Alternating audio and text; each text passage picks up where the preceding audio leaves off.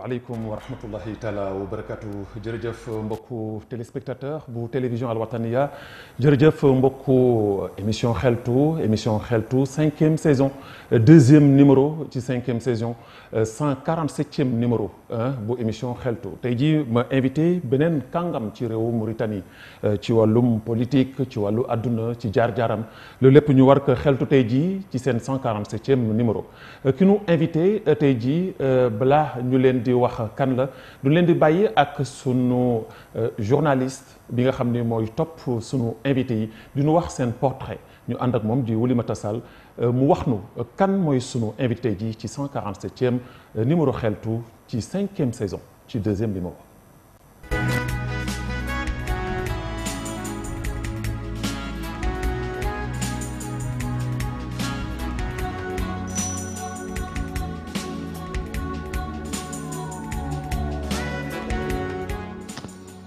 seen ñaareelu numéro bu saison 5 bu seen émission xeltu tey Babacar Naam dalal Ahmed Samba Abdallahi moom nag mi ngi juddoo ca Rosso naka fukki fan ak juróom benn ci weeru avril ci atub junne ak juróom-ñeenti téeméer ak juróom-ñaar fukk ak benn ca Médine 1 mu dal alquran ci Rosso diggante ndunkaay ak njurbel ci kër kilifa diine gu màgg foofu ci Rosso ñu koy wax Babatal mu tàmbale fa jàng ci école tout tànk yi fu ñuy wax école 1 gën ko xam ci école Bouda foofu ca Rosso mu jóge fa dem fële ca Nouadhibou jàng fa ci école yu digg doom yi am fa bagam di bac D bi mu fa jógee mu daal di ñëw fii ci Nouakchott ci daara gu kawe gi fu ñuy wax université bu Nouakchott ba am fi lijaasa yu kawe daraja ci lijaasa yooyu mu fi am mu bokk ci lijaasa yi maîtrise ci wàllu économie ñu koy wax wàllu koom-koom am fi maîtrise ci wàllu science théologique Ahmed Samba Abdallahi am diplôme supérieur ci wàllu finance publique mu amee ko fii ci ENA bu Nouakchott am diplôme MBA fële ci CESAC bu Dakar di ab gëstukat am doctorat wam ci CESAC bu Dakar mu daal di tàmbalee liggéey doon inspecteur u trésor nekkoon fit inspecteur di ab gëstukat ci IGF Ahmed Samba Abdallahi di daaf ci ministère bu IMA nekk it membre ci HAPA daal di tàmbale dugg ci politique nekk délégué généralu étudiants yi ci wàllu faculté bu droit ak économie Ahmed Samba Abdallahi nekk président bu mouvement wu ndaw ñi ci APP nekk it secrétaire généralu étudiants yi ci APP bokk si ñi nga xamante ne ñoom ñoo sos SOS Esclave doon ki nga xamante ni moom mooy vice président bu njëkk bu SOS Esclave Ahmed Samba Abdallahi si ay jamono nekkoon na kiy waxal ki fi nekkoon njiitu réew di Sidi Mohamed wul Cheikh Abdallahi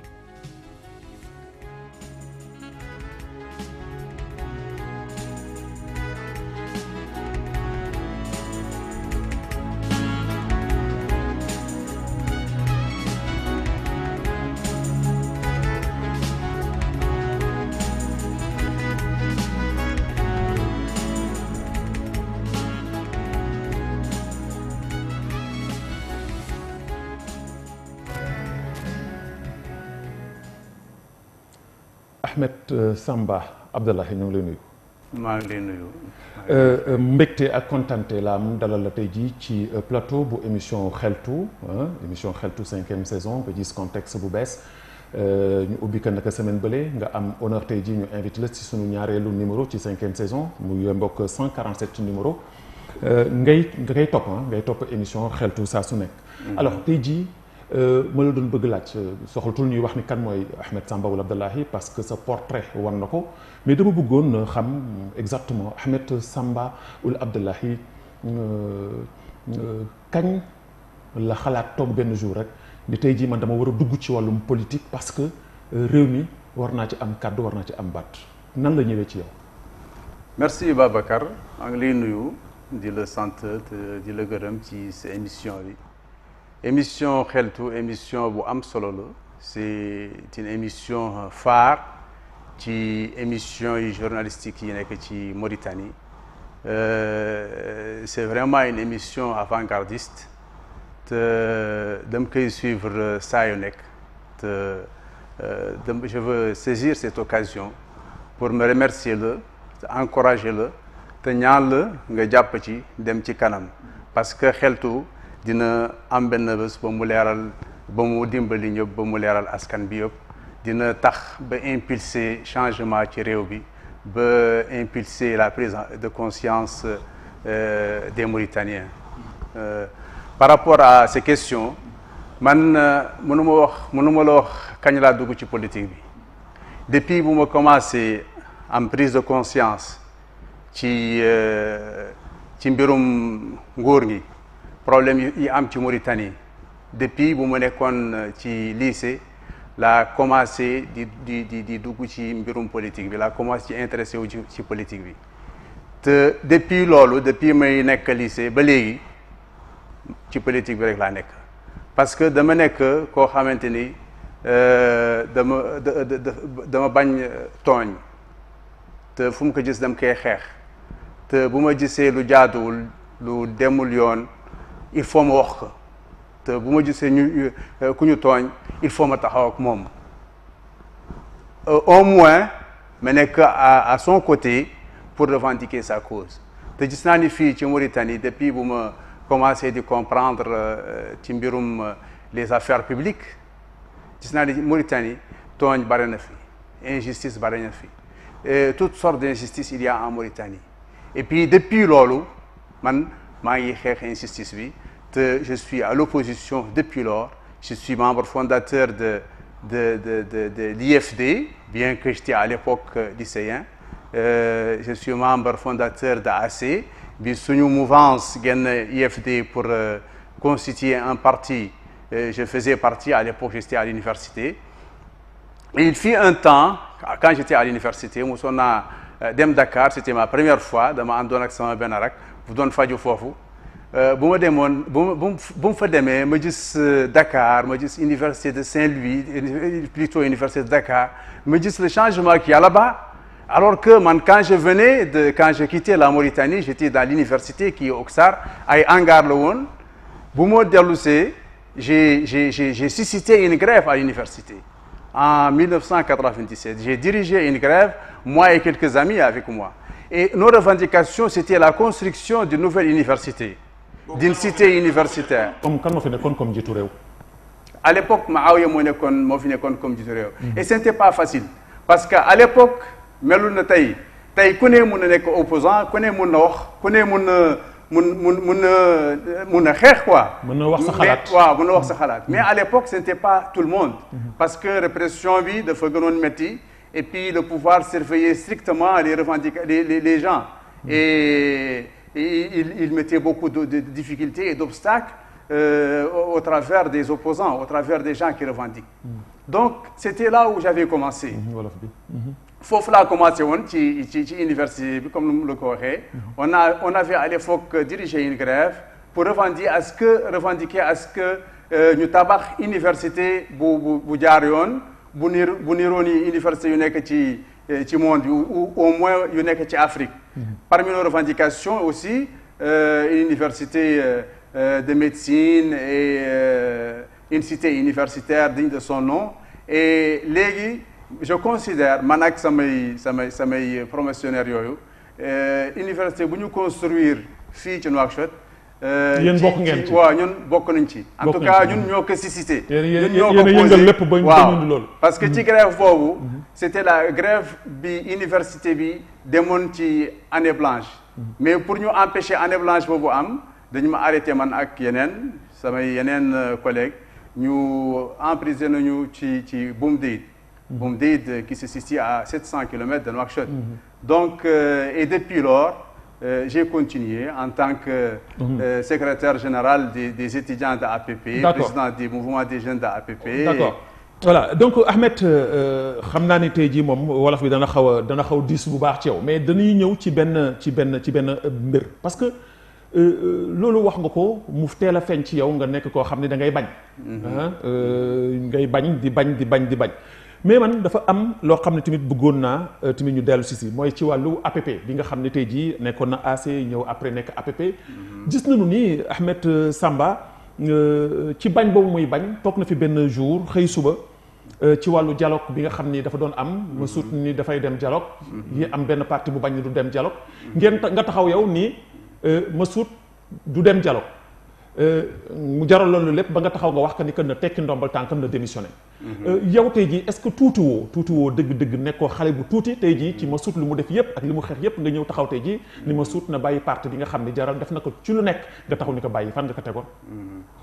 fu mu ko tegoon mooy li ma nekk li ma doon comme lu ma la wax léegi bon Massoud c'est vrai c'est un grand leader dama ko respecté lool. ndax lu mu apporté ci Mauritanie ndax xeex bu mu xeex ci réew mi pour que justice nekk fii pour que démocratie nekk fii c'est l'une des rares personnalités qui ont sacrifié leur vie pour ce pays.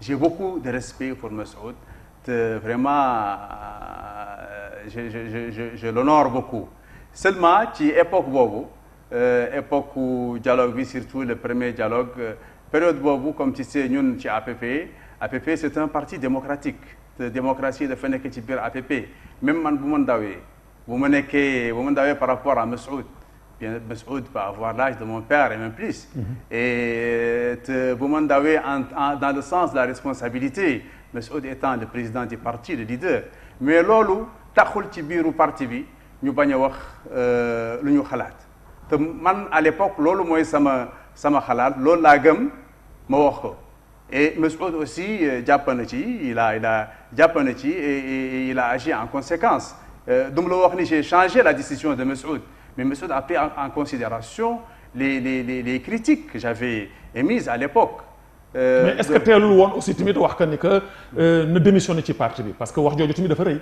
tu sais wax boobu dafa rëy mais boo ko waxee taxul mu nekk sa revendication mais c'est pour susciter l'intérêt de la personne que tu voudrais attirer l'attention à certaines démarches. Est-ce que loolu tamit monsieur Ahmed Samba du doon aussi tamit défaut politiciens yi parce que loolu dañ leen koy bàkkee di wax ni fu politiciens yi duñ wax dëgg. alors ça veut dire que loolu soo waxente yi da nga ko doon xëqatal pour mais loolu du loon li nga xam ne mooy sa bëgg-bëgg est-ce que doo jox raison Mauritaniens yi taxaw di wax politiciens yi ñoom ñëpp kenn du ci wax dëgg lu la wax tey jii soo ëllëgee bay boo nga dem ci leneen mais loolu du am.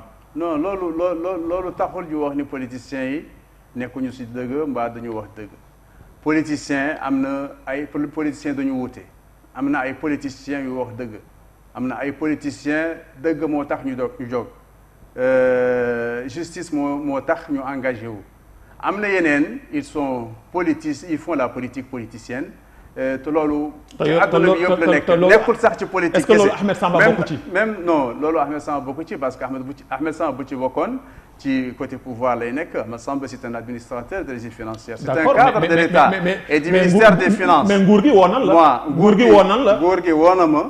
wala Abdoul Aziz ci boppam. ma toog ak moom nu ma toog ak yow nii. mu naan ma naa ànd ak moom. ma naan ko non man je ne suis pas intransigeant. Je me suis opposé à toi quand tu as fait ton coup d'État et de façon très très très engagée. Mais le fait qu'il m'ait demandé de le rejoindre, ce n'est pas une raison pour que je me renie.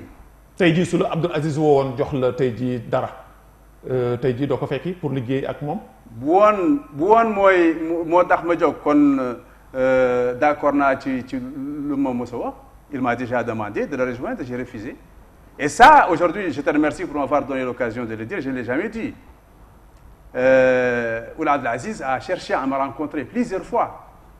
La 4e fois, c'est là où je me suis dit, mais pourquoi ne pas aller voir ce que le monsieur là, qu'est-ce qu'il veut de moi, et le voir dans son environnement. Mais pourquoi moment boobu nga bañ dem wuyu ji ko c'est le chef de la Constitution, c'est le président de la République am nga tey jii njiitu réew su la wooyee da nga war a dem waroo est-ce que lu tax nga toog xaar ñeenti yoon ba juróomeelu yoon bi wala ñeenteelu yoon bi nga dem seeti ko. moo wax la ko parce que boo amulee soxla ci ki nekk au pouvoir te nga nekk opposition bu ñu la gisee ngay ñëw seet si ko déjà c'est quelque chose de suspicieux. ñu ne jël dafa valise xaalis. non c'est déjà cela veut dire que tu as une intention mais quand au bout de 4 sollicitations. Tu te dis, mais pourquoi ne pas voir le monsieur dans quel environnement il est et voir comment il est, avoir une idée plus ou moins exacte de lui, plutôt que d'avoir ce qu'on te rapporte sur sa personne. bi ngay dem ci moom Ahmed Samba bi ngay dem ci njiitu réew mi est-ce que waxtaanoon nga ak sa njiit Massoud Ould Boukhar. non waxtaanuma ak moom. da nga xëy à suba rek l'époque dem.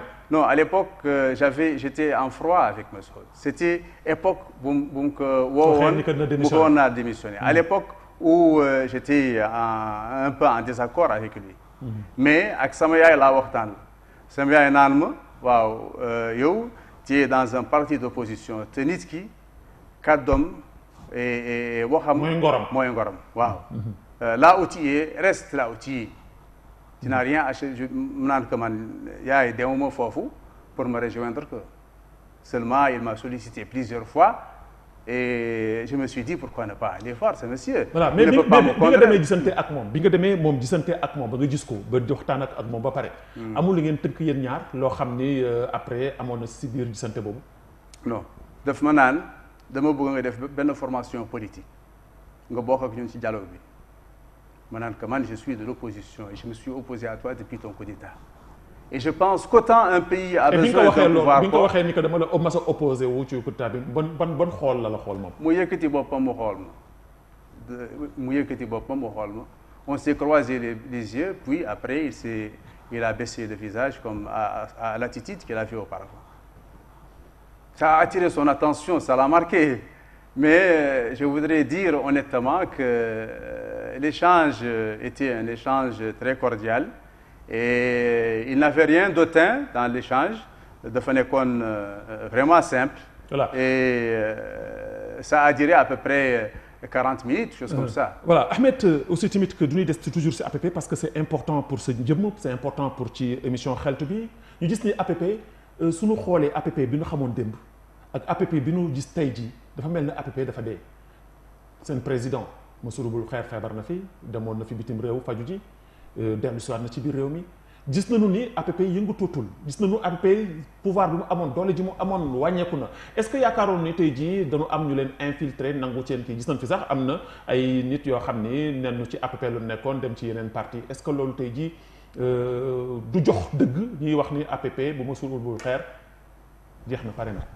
non ñu ko waxuñu dëgg parce que tu sais politique mbirum politique aussi ce n'est pas une course de vitesse quoi politique course de fond la waaw politique dund la te dund da nga ci feebar da nga ci wérgu yaram da nga ci quelquefois bëgg quelquefois da nga ciy découragé c'est quelque chose qui change continuellement te boo xoolee fu ne par exemple le PDS d'Abdoulaye Wade à l'époque de Diouf Abdoulaye Wade dem nañu ba ñu wax ni amatul parti dafa dem ba mu bokk ci gouvernement bi mu am fa quelques ministres ñu naan waaw léegi Abdoulaye Wade jeex na pare na mais Abdoulaye Wade rebondit par la suite. Mais le cas de Abdoulaye Wade ce n'est pas le cas de Mansour Boun Khair. Je vais te donner beaucoup d'autres exemples. Même l'ANC par exemple de l'Afrique du Sud. L'ANC ñu bari dañu yaakaar ni Nelson Mandela moo ko créé. ñu bari dañu yaakaar ni Nelson Mandela mooy le premier secrétaire général de l'ANC. mais moo ci gënoon fës ci combat alors qu'il y a eu 3 secrétaires généraux de l'ANC qui ont précédé Nelson Mandela te Nelson Mandela bokkul sax ci membre fondateur yu créé l'ANC te bu muy dugg foofu boobu il était en stage dans son stage d'avocat donc l'ANC a connu beaucoup de hauts et de bas mais finalement moom moo mujj changé injustice bi nekk ci Afrique le cas de APP c'est pareil c'est-à-dire un parti politique bul ko xool rek ci époque son premier dirigeant xool que à long terme parce que premier dirigeant bi Mesroud bien que il a fait beaucoup de choses et bien que Mesroud am na benn charisme bu très rare bien que defar na des choses que l'on peut penser impossibles mais Mesroud aussi aujourd'hui il vient de sortir d'une maladie très grave. Mais cette maladie boobu elle a impacté l'APP. Mesroud maintenant est en convalescence, il reprend sa santé,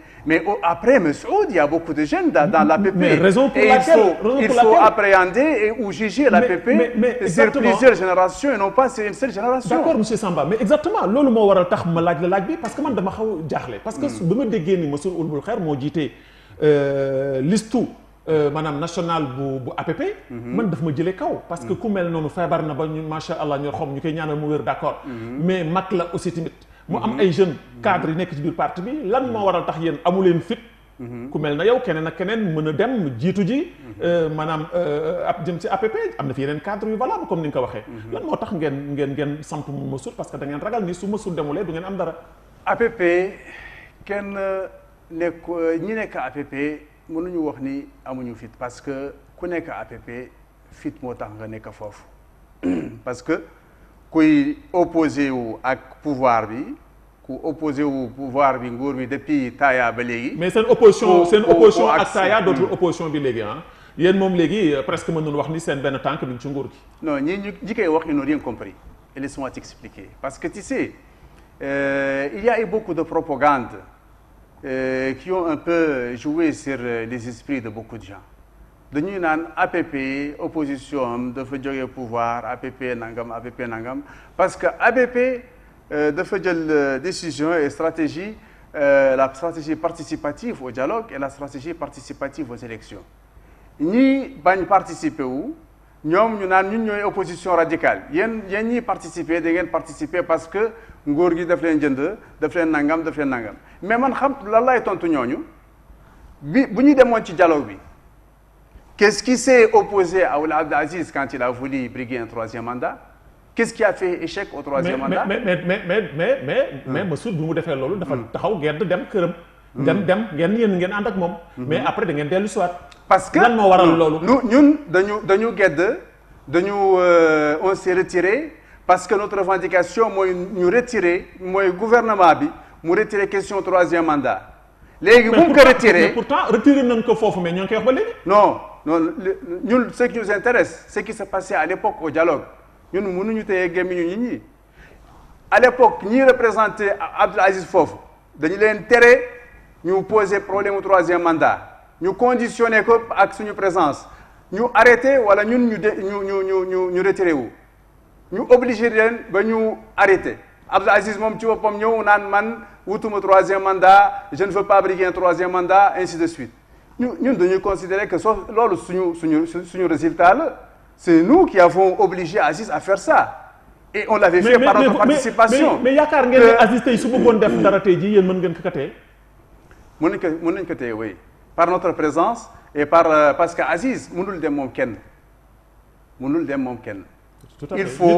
il faut mu am kii ànd ak moom et puis une personnalité comme Massoud un parti comme APP c'est la personnalité de Massoud est une personnalité de grande envergure bu àndee ak Aziz ci dara da koy jox une certaine légitimité bu àndul ak moom Aziz mënul dem kenn il faut mu am ku koy légitimer le troisième mandat mais est-ce que mën nga dellu si ci négociation boobu nga def parce que am na ñoo xam ni wax nañu ni sa président dafa jël xaalis parce que dafa bëgg xaalis lii kaddu la boo xam ni dama koy jëlee ci ay nit yu dul benn du ñaar ñuy wax ni Massoud fu mu toll fi nii mag la wéerutul li ko amal importance dootul politique li mu doon xeex na ko xaalis la bëgg dañ ko jox xaalis moo tax mu dellu si biir dialogue bi gis que li ñuy wax ci mbirum politique yow mën nga wax ci ki li nga bëgg ci ku ne boo amulee bu dee ragaluloo yàlla te xooluloo sa crédibilité mën nga nekk di wax ci man wu ci ki nga bëgg lu ne mais booy wax dara pour mu am sens da nga war a avancer ay preuves mais man bu ma demee naan kii Babacar c'est un corrompu Babacar il vend son émission Babacar day def nangam sans pour autant présenter des preuves mais dafa mën na nekk ma bañ Babacar ma nekk noonam ma nekk jaloux de Babacar ma dem di wax ci moom n'importe quoi mais ñii wax lii man lii laa ne di tontu Massoud bu dee jox nañ ko xaalis mu jël naka lay mën a taxaw naan je suis contre troisième mandat te question bu gën a am solo ci pour Abdel Aziz c'est son troisième mandat pendant le dialogue munoo jël xaalis ñu jënd la ba pare nga taxaw naan je suis contre sinon ñu naan la sinon on va dévoiler ta corruption on va dévoiler ta malhonnêteté mais on n'avait rien contre Massoud si on avait donné à Massoud de l'argent il n'allait pas pu dire je suis contre le dialogue il n'allait pas contraindre Abdel Aziz à revenir sur le dialogue loolu ku la ko wax naari dañuy wax ila aada li mutkallim fa ysid yuud almustanad haadik bu dee kii wax ki amul xel ah kuy déglu na xelam sore. na xelam sore. voilà waaw yow mënu mais politique dafa xaw a salte Ahmed moo tax fu mu toll fii nii des fois li ñu di wax aussi tamit des fois ñu ni lu ñuy wax lii li nenn dafa am lépp bu ñuy léban di wax ni doomu naar lu mu dégg ca berkel bu la ko déggee. donc en général loolu la gaa ñi di wax. bon mais Ahmed du ñuy ñëw ci beneen aspect muy ci sa vie maanaam politique. gis nañu ni tey jii APP yéen songu ngeen ci biir élection bi dem ngeen ak ci li nga xam ni moom moo jëm ci xëccoo bi ñuy xëccoo mbirum réputation yi mbirum mairie bi lépp yëpp yéen a ngi ciy xeex mais man dafa am lu ma xaw a jaaxal parce que Ahmed Samba ki nga xam da ko daan xamee mi ngi doon xëccoo fii ci Lixar sa candidature yëpp soo ko daan def fii nga koy defee au Lixar tey jii ñu xëy suba gis Ahmed Samba mu dem ni day wuti day xëccoo ji Rosso samp na fa ndëndëm ci ñaar fukk ak ñaar wala sax ñaar fukk ak ñett ci ñi nga xam ne ñoom ñoo fa taxaw samp seen ndënd du ñu bëgg tey jii jël li nga xam ne mooy mairie bi mais man li ma xaw a jaaxal mooy lan moo pousse Ahmed Samba mu dem fi nga xam ni fa la nekkoon depuis boobu ba léegi xëy dem Rosso est-ce que yaakaaroon ni foofu Rosso même su fekkee ni fa nga dëkk même su fekkee ni sa famille nga fa est-ce que tey jii Rosso soi seen bopp dañu wax ni da nga leen yàpp parce que ba xeex jotee xeexoo ko woon foofu tey jii jóg na yaatu na parce que duñu daan wax ni benn ngay de nekkoon boofoon ci Rosso kenn ñeme ko woon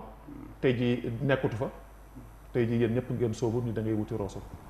D'abord man kenn ëpp ma Rosso dara je suis Rossois comme tout le monde né à Rosso comme tout le monde de père et grand-père et de tous mes aïeux donc te foofu laa dëkk sama famille foofu la dëkk sama jabar foofu la dëkk donc je suis Rossois autochtone et Rossois d'actualité même ñii xëccoo man léegi rares ceux d'entre eux qui sont vraiment résidents à Rosso foofu la baykat la bay naa fa ceeb dama fay bay ceeb depuis quelques années et donc je suis vraiment yaakaar nga ne ñu ngi fay xëccool ñu ngi fay xëccool tey jii bokk yaa leen ëpp crédibilité wala yaa leen ëpp taxawaay dama la wax crédibilité parce qu'en démocrate je respecte tout le monde mais dama naan ñu bëri ci ñoom seen fii la ñu sëy Nouakchott fii la ñuy dëkkuñu Rosso man Rosso laa dëkk. mais ñoom ñoo ngi fay dem comme ni nga fay dem. ñoom man j'ai ma famille là-bas moi j'habite là-bas j'habite à Rosso et c'est pas aujourd'hui ce n'est pas de ces campagnes mais d'accord mais liggéeyoo fa. liggéeyoo fa yaa ngi liggéey Nouakchott. je suis dans l'administration mais dama la naan man baykat laa damay bay ceeb foofu. je suis d'accord ñoom itamit ay Rosso la mais tey jii du ñu nekk fii tey jii di dem di dellu soit comme ni nga koy defee. je ne dis pas man waxuma le contraire je n'ai pas dit qu'il y a des candidats qui ne sont pas Rossois et même s'il y en a ils ont le droit de compétir parce que bon tant qu'ils sont Mauritaniens ils ont le droit de compétir là où ils veulent mais pour répondre justement à ta question man j'ai déjà posé ma candidature au XAR j'ai fait adjoint au maire j'ai fait président de la commission financière de la communauté urbaine à l'époque le candidat de mon parti c'était le président du conseil national Sidi Ould Messoud Sidi Ould Messoud bàyyi la pour man c'est mon père c'est presque mon père donc mënuma ñëw di xëccoo ak Sidi Ould Messoud. mais politique tant que mais politique amul baay amul yaay. politique amul yaay amul baay. une politique immorale c'est vraiment de n'importe quoi la politique dafa am morale dafa war a am des mœurs et des us politique ce n'est pas une politique machiavélique man sama politique de loolu man je ne crois pas à ça. man je ne crois pas à la fin justifier les moyens de façon absolue ba tax na sa bàyyi politique def lu ko neex di yaa ngi wax léegi Messoud mën na la maam mais bu mu taxawee bëgg def dara da nga taxaw ni que carrément du am waaw dama ko naan non dama ko naan li nga bëgg a def mais gëm-gëm je pense que ce n'est pas la meilleure chose que tu devrais faire et tu dois même te retirer si tu insistes c'est une manière d'appeler ton dirigeant à revoir sa position mais yow booy ànd ak nit boo gisee ne mi ngi jël ay décisions yu jaarul yoon wala ay décisions yu baaxul ci moom normalement boo ko buggee te boo nekkee boo leeree ak moom da nga ko war a wax da nga war a attirer attention même bu dee il faut nga naan que démissionnel pour attirer son attention il faut le dire dois utiliser la stratégie qui va attirer son attention. Mais le taxul ñu wax ni tu es contre lui ou tu es méchant contre lui. Man aujourd'hui je suis farouche défenseur de Messoud. Celui qui attaque Messoud, il m'a attaqué. Celui qui attaque Messoud, je suis le premier à défendre Messoud. Mais quand je vois Messoud prendre des décisions qui ne me semblent pas être en faveur du parti et de Messoud lui-même, je suis appelé à le saisir. Je suis appelé à attirer son attention. Okay. C'est ça être ami. D'accord. C'est ça aimer quelqu'un. Mais ngay topp kenn di ko tàccul ba muy dugg ci mais man dafa am lu ma xaw a aussi tamit attiré sama attention tuuti parce que du ñu gis ni Ahmed Samba def nga fi benn jénn sortie def ko fii ci plateau Watania mais gis nañu ni am na benn réplique bu am suñu jàngatee article boobu nga xam ni bind nañ ko un journaliste un confrère bind ko muy wax ci yow ba tudd maanaam Sidi Diarra ça veut dire que Sidi Diarra soo liree article bi nga xool da ngay xam ni Sidi Diarra mooy wax ak yow. comme quoi que ni tout simplement que ni yow amoo kàddu boo war a wax. pourquoi parce que maanaam même su fekkee tey da ngay xëccu dara maanaam au second plan nga nekk. te Sidi li mu def Rosso ñëpp gis nañ que ma nga fay investir ma nga fay def est-ce que yaakaaroon na aussi tamit que jénn boobu nga xam ni moom Sidi Diarra jénn naka dana am fu mu yàqee si yow lu bari. du yàq ci man dara parce que Sidi Diarra bon man je le respecte beaucoup parce que c'est un frère c'est un ami bon malheureusement il s'est mis dans l'adversité parce que dafa ñëw mu soutenir sama adversaire bu mu bul dara man te loolu. mais yow Bamba ou Derma mooy sa adversaire yi bari na. laisse-moi adversaire yi bari na au moins deux de mes adversaires. deux de mes adversaires. Voilà, c'est ça. Mais loolu bon c'est son droit le plus absolu bien que man je ne peux pas le comprendre. Je ne peux pas comprendre ni Sidi Diarra bu mu demoon deuxième tour contre Bamba dafa ñëw ci ñun APP mu ñaan ñu soutenir ko deuxième tour on l'a soutenu sans pour autant demander une contrepartie quoi que ce soit. léegi APP di compétir contre l'ex-adversaire de Sidi Diarra. Sidi Diarra doit nous rendre la monnaie. mais Sidi Diarra Sidi Diarra président de la République ko gis comme nu mu la gisee woon. le président bi gis na ma man mu ñaan ma ànd ak moom ma bañ. mais loolu taxul Sidi Diarra bu ko président bi naan defal lu mu gëmul mu def ko. parce que Sidi Diarra góor la Sidi Diarra su ko neexee def ko parce que Sidi Diarra du Ahmed Samba. d'accord. Moi, je te dis qu'il a la liberté de faire ce qu'il veut. Ouais. Seulement, il y a des choses que je ne comprends pas. Parce que Bombo Ould-Daraman, c'est un conseiller de la commune. Mom a conseillé au parti, ils ont boudé le conseil municipal depuis presque 3 années ou 4 maintenant. Il a saboté le mandat de Sidi Diarra. Si Sidi Diarra a échoué aujourd'hui, si Sidi Diarra ne peut pas tenir un conseil normal, s'il lui faut le reporter 2 ou 3 fois pour que le conseil puisse se tenir, c'est à cause de Bombo et son groupe. Moi, je ne peux pas comprendre qui lay yàqal. mais mooy li ma lay wax mën la politique dafa amul sentiment politique soo mënee daaneel sa adversaire ci fenn da nga ko fay daaneel. est-ce que yaakaaroon ni loolu du sama politique man politique morale politique justesse ak vérité mooy sama politique. politique wut lu baax pour nit ñi mooy sama politique politique taxul mu fenn may fenn te bu dee fenn rek bu dee pour nga def politique wala nga réussir politique il faut nga fenn alors man je n'irai pas en politique man politique dama ko def pour wax dëgg pour amr bil ma'ruf wa nahy al munkar pour dimbali nit ñi pour sacrifier sama bopp pour nit ñi bu doon politique intérêt rek kon j'ai rejoint le pouvoir il y a longtemps. Si c'est que, par exemple, Sidi Diarra justifie la raison pour laquelle justifie son soutien à Bombo était pour moi valable, quand man Andanak Abdelaziz Bouyaga, quand man je n'aurais pas dit à Abdelaziz dans son bureau, séance tenante, les yeux dans les yeux, je n'irai pas avec toi. D'accord. Mais parce que je crois à un idéal. Si la politique était le mensonge, mais Nelson Mandela n'allait réussir absolument rien. Nelson Mandela n'allait pas couper 27 ans en prison. Mais d'accord, mais Nelson Mandela, c'est pas Ahmed Samba. Nelson Mandela, c'est pas Ahmed Samba. Mais moi, j'espère être au-delà de Nelson Mandela. Pourquoi pas? Manitra, je suis une créature de Dieu comme Nelson Mandela allait.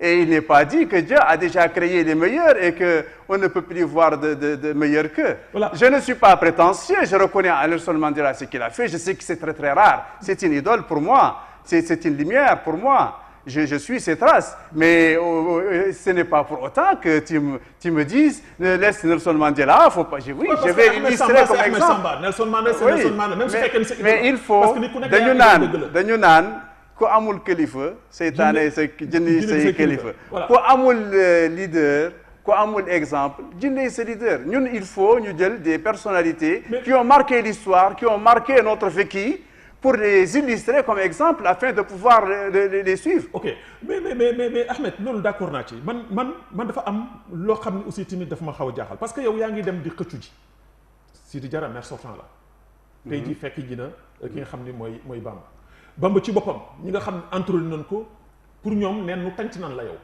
tënk nañ sa loxo yow fu mu nekk da ngay ñëw rek nekk benn këyit buy naaw soo ñëwee après ñu lem la boxañ la teg la def la ci poubelle bi ça veut dire que ni donc yow ñoom dañu am fu la jaar ba pare foofu laa bëgg waxee xam nga lan laa bëgg yow sa adversaire da nga jàpp ni yow benn adversaire nga am malgré que am na ñu bëre mais yow da nga jàpp sa adversaire que ni Bamba xam nga lan laa bëgg Bamba Oulderman attention même su fekkoon ni jàkk na élection yi lay passé élection yi xëy na mën na wutee li fi nekkoon xëy na mën na fa xëy na aussi mën na dul am dara de toutes les manières je voudrais que tu partes à Rosso toi-même pour voir le terrain Bamba Oulderman c'est un frère à moi ay frère lañu bu ñu mënoon seddoo mairie bi ak députation en deux sama diggante ak moom ma def ko sinon mbirum politique ku nekk day xëccal boppam mais on est presque des frères je le respecte beaucoup parce que c'est un frère à moi Sidi Diarra pareil mais quand on parle de la politique on va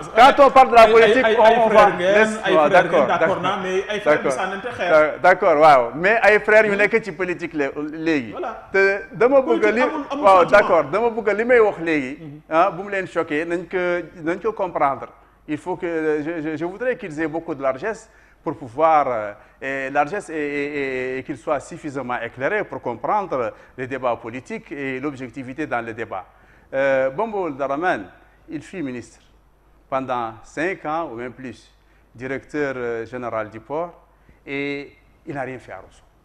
Il n'y a personne. Aujourd'hui, son défaut, toi tu es un journaliste, tu connais, tu suis, dis-moi ce qu'il a fait. Sidi Diarra, je reviens. Sidi Diarra, avant qu'il ne devienne. Laisse-moi. Non,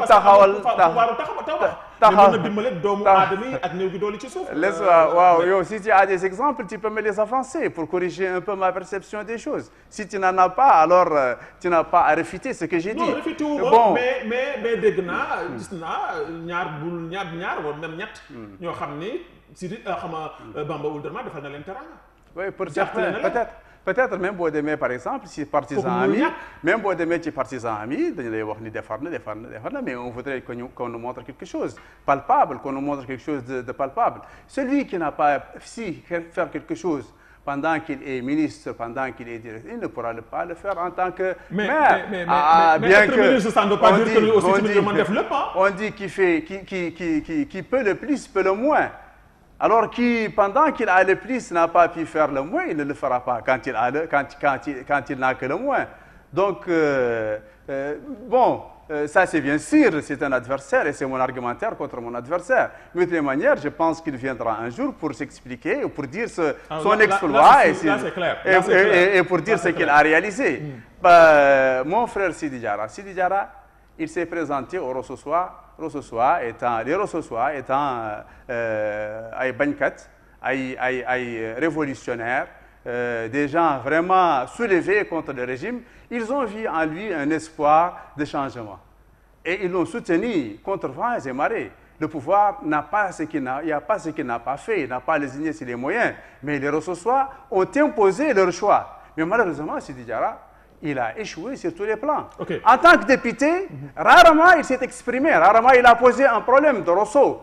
Mais Sidi Diarra, c'est un député, mais un député du peuple, c'est pas un député rossossois. Même s'il est à Rosso, mais il est le député du peuple. On aurait voulu l'entendre parler du peuple, il n'a jamais parlé. Pendant tout son mandat, il n'a pas parlé. Pourquoi il n'a pas parlé? Les gens l'ont élu pour parler. Le Parlement, c'est un diminutif du mot parler. Parler, c'est je ne sais même pas comment le traduire en Wolof, mais c'est un endroit où on wax, c'est benn place fu ñu war a wax, fu ñu war a teg problème nit ñi. Boo fa ñëwee ngay jël sa salaire waxoo problème nit ñi, cela veut dire que tu as pris des salaires que tu ne mérites pas. Okay. Tu dois même les restituer aux Rossossois qui t'ont élu. Très bien. C'est la même chose que comment il s'appelle? Le député le candidat du RFD, Oulmoutali, il a fait 7 ans au Parlement, on ne l'a jamais entendu dire mot. Et aujourd'hui, il vient pour pour demander aux gens de le lire. Okay. Le parlementaire ne veut pas dire avoir un passeport diplomatique et partir faire ses affaires. Donc, parlementaire veut dire poser les problèmes de ceux qui t'ont élu et être là et ne pas avoir peur de parler, ne pas être timide. Si tu es timide, tu as peur, alors reste chez toi, fructifie ton argent et laisse les gens, et laisse les politiciens à leur chose. Ahmed Sambala mais Ahmed dafa am contexte xeltu nu muy demee am na dox nañu ci mbedd mi am loo xam ni jël nañ ko ak mbokku téléspectateurs yi ñu ànd ak sunu maanaam réalisateur comme nu ma leen koy waxee Mouhaj Diallo le berger ànd ak aussi Eli Cheikh Dian ci wàllu son bi ak wàllu lumière bi ñu wannu sunu maanaam premier élément donc sunu premier élément ci émission xeltu.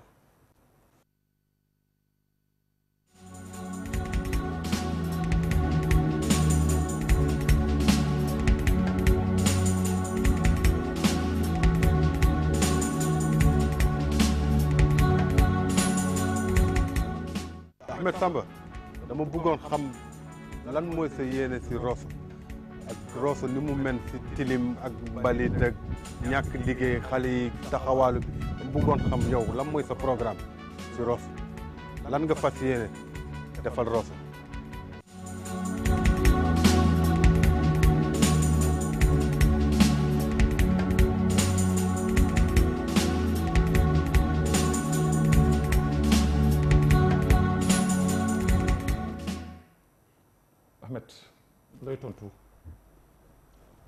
Je remercie l'intervenant. Yakarnani, il ressemble beaucoup à un ami d'enfance, un certain Masndaou. Mais li mu koy tontu mooy lii nekk Rosso loolu daf ma métti lool. Rosso lu mu salté lu mu bare yoo lu mu manqué infrastructure li yoon yi yàqu goudron yi yàqu li lu mu manqué am ay maison de jeunes stade bi nekk vraiment vétuste te vraiment en situation déplorable li nit ñi mel Rosso l'exclusion dont subissent des jeunes Rossosois la population rossosoise loolu dafa ma métti lool te dama bëgg bu ma yàlla joxe ndam incha allah Rosso dinaa ko dina set incha allah dina nekk Rosso moom mooy kaddu képp koo xam ne politicien waaw ñëw. waaw est-ce que su boobaa tamit. Rosso benn doo changer oto changer kër fu mu toll fi changer numéro téléphone comme ni ko politiciens yu bëri defee. amuma problème mu kër amuma problème mu oto amuma problème mu fonction même sama fonction bi ma nekk léegi moo ëpp salaire u maire Rosso ce que je perçois man comme en tant qu'administrateur loolu moo ëpp li maire de Rosso am comme salaire. te suba doo ko changer numéro téléphone. la porte buntu bureau bi laay dindi teg ku ñëw dugg du ma tëj mairie bi la mairie sera pour les Rossosois ku am problème day ñëw gisanteeg maire am gisanteeg député am mu wax ko problème am ñu mën a ko defar ñu def ko mais je ne m'enfermerai pas. ok je vais essayer de régler les problèmes d'infrastructure au prorata des moyens de la mairie, les maisons des jeunes, les stades, des endroits d'attraction pour les gens, les rues, la propriété de la ville, les groupes sociaux yu fa nekk, équipes yu fa nekk, les associations yu fa nekk, je vais m'associer avec eux pour que nous agissons dans le cadre d'une gestion complémentaire, d'une gestion collective. Très bien. Pour que tout le monde participe à la gestion de la commune. Très bien. Ahmed am na foo xam ne doxantu nañ fa xam naa nag mbetteel lay doon ci yow dem nañ fa seeti ko muy ku la jóge mu am lu mu xam ne yëkkati na ko wax na ko jëmale ko ci yow sa diggante ak moom ñu ànd ak l'infatigable le berger Mouhaj Diallo mu wan nu sunu élément tey jii de surprise pour sunu invité.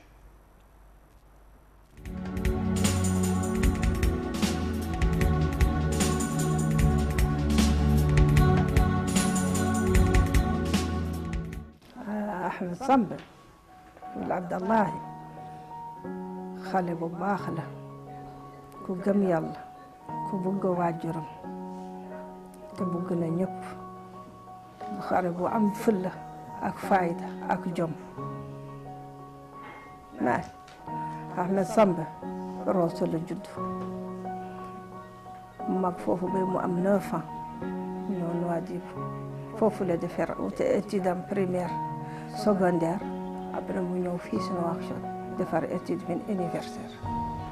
universitaire te loolu yëpp taxu ko mu fàtte Rosso bugg na Rosso lool gannaaw Makka ak Medina Munawwara Rosso moo topp si gannaaw pour Ahmed Samba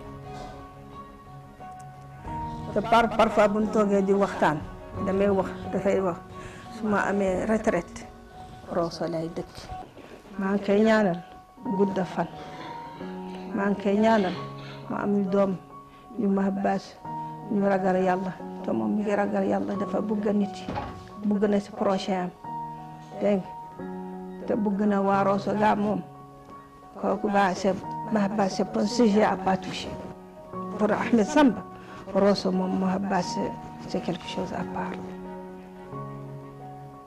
te ñaan naa yàlla naka yàlla jox lu mu bëgg te lu mu bëgg na si yàlla ji am pour moom ak pour jullit yëpp te ñaan naa waa Rosso ñëpp nañu xam ne Ahmed Samba du sunu doom ñu ñëpp wante doomu waa Rosso la na jàpp yow ni yàlla na jàpp dëgg lu dul dëgg bu mu ko jaar na ko moytu te bu joxee promesse na tene promesse bi bu joxee promesse lu mu prometté na téye promesse bi te mu moytu yàlla gëm yàlla lu yàlla bëgg mu jaar si lu yàlla bëggul na ko bàyyi Ahmed حنين ويبقيه له حد ولا ينسمى ولا يلتحق عنده خاصة أنا منين يعدل لي شي ما هم هناك عنده تظهر فيه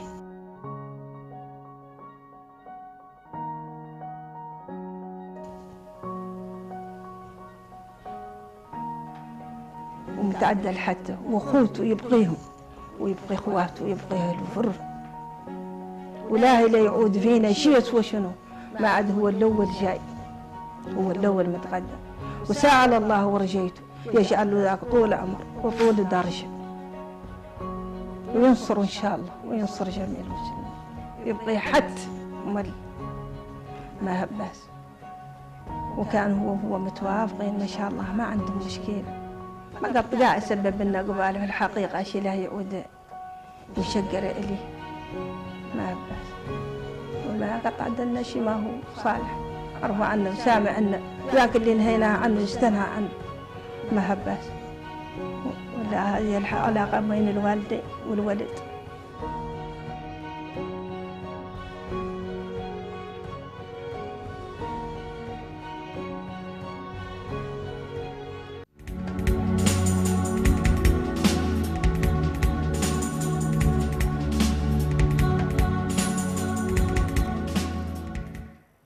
Ahmed gaynde nga xeexkat nga bañkat nga waaye sa xol am lu mu yëg.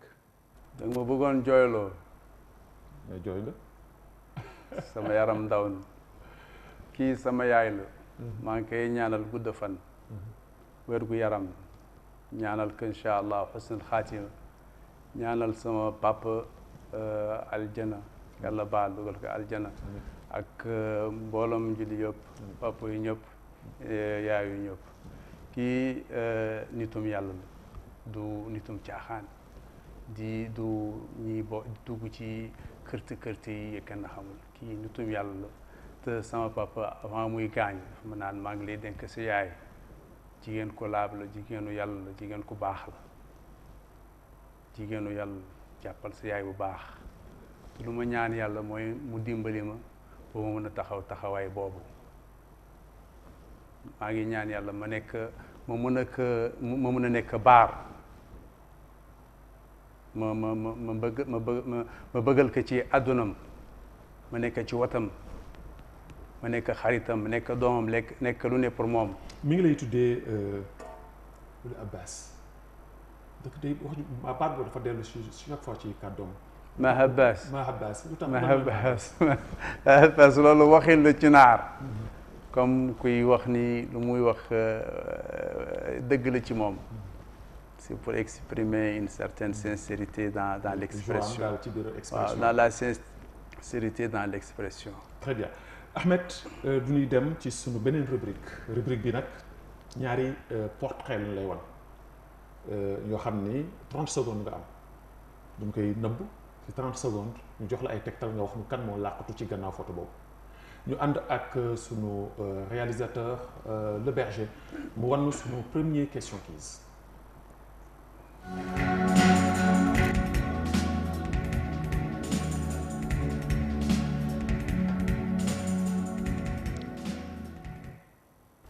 Voilà kii ñu nëbb fii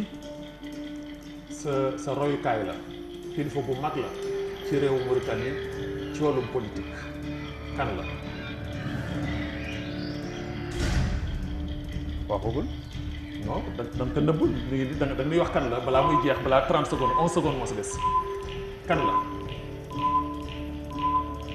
kan moo nekk ci gannaaw photo bi sa kilifa la ku la jóge la. Sidi Cheikh Abdallahi. non voilà.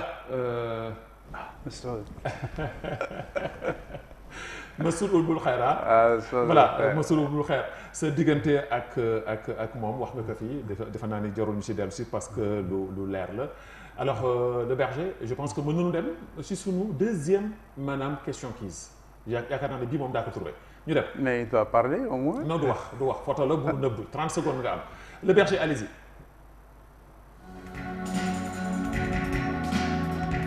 Il reste combien de temps. Soratu bari. voilà kii kan la kenn si sa idole la yaa ngi ko doon waxtaanee léegi yaa ngi doon wax ci moom. Nelson Mandela. Nelson Mandela 15 secondes ñu xool ba xam ndax Nelson Mandela la wala déet.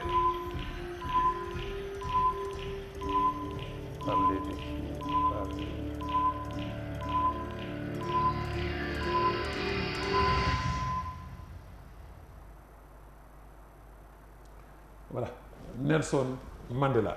Tu sais, il se ressemble moom ak Massoud dañu niroo.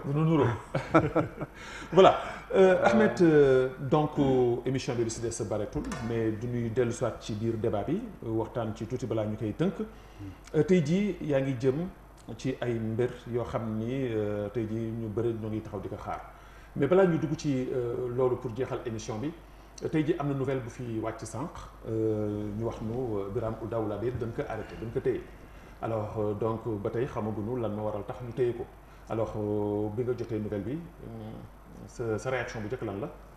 bon j'ai regretté naa lool ñu arrêté ko bien que xamaguma lan la mais xam naa ni ci par le passé tooñ nañ ko lu bëri arrêté nañ ko lu bëri te fekk dañ ko tooñ. bon j'espère ni aussi tey jii aussi dañ ko tooñ te loolu man bañ naa ko te je demande à ce qu'il soit relaxé parce que candidat la c'est un homme politique te on ne doit pas le traîner comme ça pendant une campagne loolu ce n'est pas sérieux te loolu dafa bokk ci manquement ou démocratie bi fi nekk tooñ bi fi nekk parce que ñiy xeex tooñ ñi bëgg am démocratie am ils ont souvent des problèmes comme ça te dama bëgg et je demande à ce qu'il soit relaxé et à ce qu'il soit respecté dans ses droits et son intégrité. voilà léegi mu jëm ci li nga xam ne nag pour jeexal émission bi yaa ngi fekk baax Rosso yaa ngi delluwaat Rosso laay wax da ngay delluwaat Rosso. yaa ngi jëm foofu yaa ngi fi fekk li may wax rek ni terrain politique Rosso moom dañ ko miné lu doy waar la ay ndëgg sërëx moo fa nekk lu doy waar loo xam ne fu mu toll ci politiciens yi pour ñu maîtriser ko dafay jafe alors tey jii Ahmed Samba lan nga yaakaar ne tey jii moom mooy maladie mooy feebaru ñi nga xam ne ñooy Rosso yi parce que sonn nañu. maladie Rosso yi mooy l'exclusion ak la discrimination bi ñuy subir ci pouvoir public yi nekk ci Mauritanie Rosso dañ leen exclure jeunesse Rosso yi mënuñu am liggéey même ci Rosso même administration bi fa nekk Wali ba le dernier responsable doo gis Rosso Soir te benn xeet nga ci gis doo gis yeneen xeet yi. mais est-ce que dans les am na capacité boobu aussi parce que aussi tamit que. capacité boobu am nañ ko niveau bi am nañ ko dépassé nañ ko. parce que ci concours yi très souvent élèves Rosso yi yu bokk ci concours dañu leen ñaan ñu exceller ñu am lu ñeneen yi amul pour ñu mën a passer concours très souvent doomu Rosso yi dañuy dem feneen pour ñu def seen concours pour ñu am concours parce que feneen bu ñu ko defaree on les fait passer avec le moins de points avec lesquels ils passent quand ils le font à Rosso.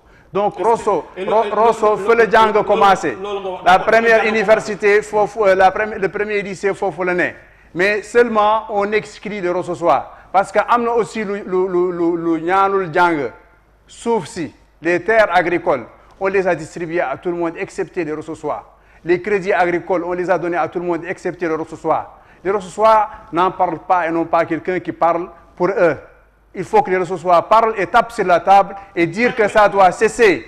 La discrimination qu'ils subissent doit cesser. On doit les considérer comme des Mauritaniens à part entière. Et ils doivent bénéficier. Si, ils sont exilés. Bon, mais les parce que kenn terewu leen wax. Si, kenn terewu leen wax.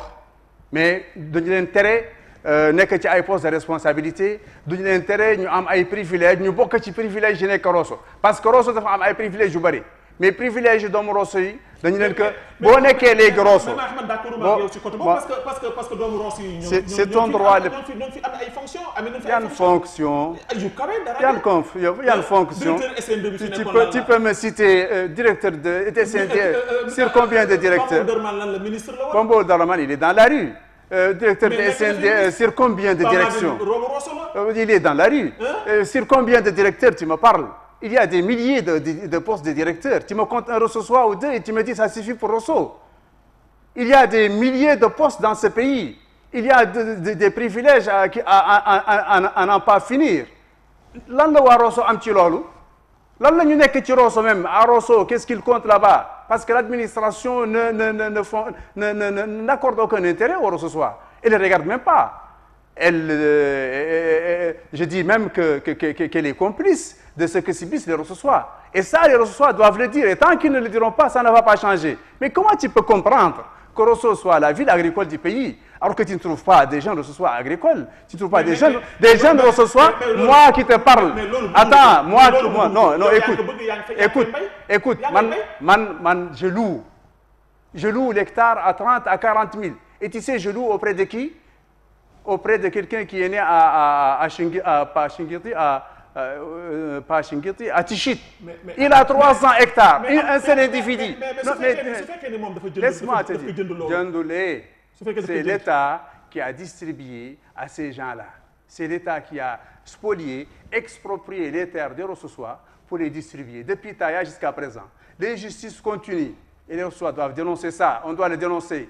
Boo demee ci ay village Kër Madické village comme Gouye-Bina mais tool yi dañu dugg ba ci biir village yi Rosso maintenant est en secret par les champs mais la situation de Rosso est une situation déplorable. Très bien Ahmed ñoo ngi may def signe que ni émission bi jeex na tàkk ñoo ngi may def signe que ni émission bi jeex na bon du ma lay bàyyi nga tàggoo parce que y a le journal en arabe et en français bii ñëw après léegi yow lan ngay tàggatoo ak lan ngay joxe comme message pour ñu ci 30 secondes pour ñu.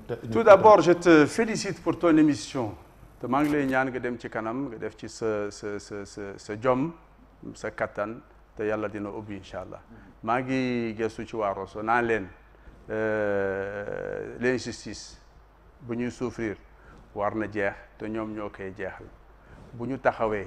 contre ku nekk responsable am te responsable am c'est le pouvoir parti am mooy parti IPR am mooy son bras de force candidature am yi ñoom ñoo koy représenté foofu bu ñu taxawee contre ñooñu ñu sanctionné leen ñu wane pouvoir ne ñoom dañu mere ñoom ils sont mécontents te ñu nangu sax pouvoir bi ci élection présidentielle yi ñëw jox ko ku mel ne ñoom ku mën a changer ku yëg lu ñu yëg ko xam seen métit nañu taxaw te seen devenir est entre leurs mains. Merci beaucoup merci Ahmed Samba Abdallahi ma fàttali leen ni moo fi nekkoon njiitu ndaw ñi nga xam ne ñoo nekkoon fële ca APP tey jii moo doon ganu xeltu ñu leen di gërëm di leen sant di gërëm équipe technique bi nga xam ne ñoo ànd ak ñun Mouha Diallo ci wàllu réalisation bi Eli Cheikh Dian comme ni ma leen ko waxee ci wàllu son bi ak wàllu lumière bi di gërëm sama jinne ji comme ni ma koy waxee di ki nga xam ne mooy Papis Dian au niveau de la rédaction xam ngeen ni aussi tamit que liggéey bu am solo moom la télévision Al Watani di wax ma ànd ak équipe bu xarañ ci wàllu rédaction bi ñu siy dugal seen loxo Moussa Kane di leen gërëm di leen sant di gërëm képp koo xam ne jàpp na ci xeltu ba ñu egsi fii di wax mbokk yi maanaam talaata am nañu beneen gan gu maanaam moom tamit que rëy ci wàllu réew mi ci wàllu politique daan ko fi invité waxtaan ak moom aussi tamit ci lépp loo xam ne mooy yéeneem ci biir réew mi yal na yàlla jàmm ci biir réew mi yàlla muccal leen muccal nu digal nu ci géej gi xewal wasalaamaaleykum wa rahmatullahi taala wa barakaatu.